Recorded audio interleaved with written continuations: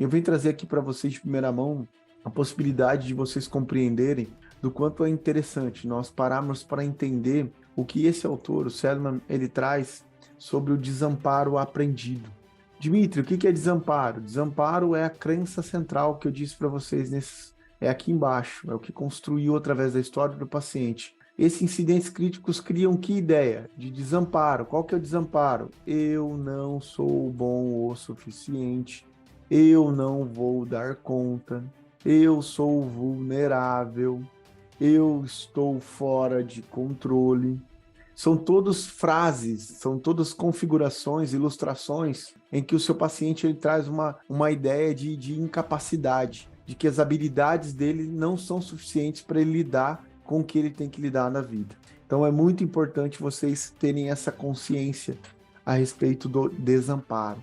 Se ele sofreu um incidente crítico em que ele não tinha condição de mudar com 5, 10 anos aqui, o que vai acontecer? Se isso se repete e ele tenta e não consegue mudar aquela dor, aqui, quando estiver na fase adulta, ele vai passar pelas mesmas situações e não vai mover uma palha para mudar. Tá aí, pessoal, uma maneira extremamente ilustrativa, significativa, extremamente educativa, de um modo geral, para exemplificar, para trazer à tona o quanto os nossos pacientes que vivenciaram incidentes críticos, que vivenciaram situações traumáticas, ao se depararem com situações como essa, em que eles não davam conta de mudar, eles, quando enfrentam uma dificuldade próxima daquela que ele vivenciou, quando ele não dava conta, ele não tinha recursos, vamos pensar numa criança, ele vai se tornando um adulto que, por mais que ele possa mudar, ele repete os mesmos padrões, ele se entrega à dor.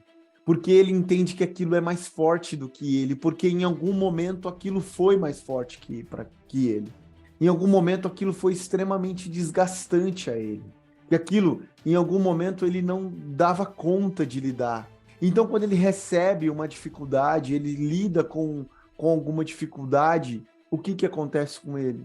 Ele repete as mesmas atitudes, dentre elas de se entregar à dificuldade, de vivenciar essa dor e não alterar os comportamentos. Devemos evidenciar para os nossos pacientes o quanto aquela criança ou aquela fase da vida, ele talvez não tinha condições, não tinha recurso para lidar com aquilo. Mas hoje, através dos que nós chamamos, por exemplo, de modificadores, que são as habilidades deles, eles podem lidar com situações que são parecidas com que aquelas que eles passavam na infância, mas que hoje tem uma outra tônica, hoje tem uma outra condição.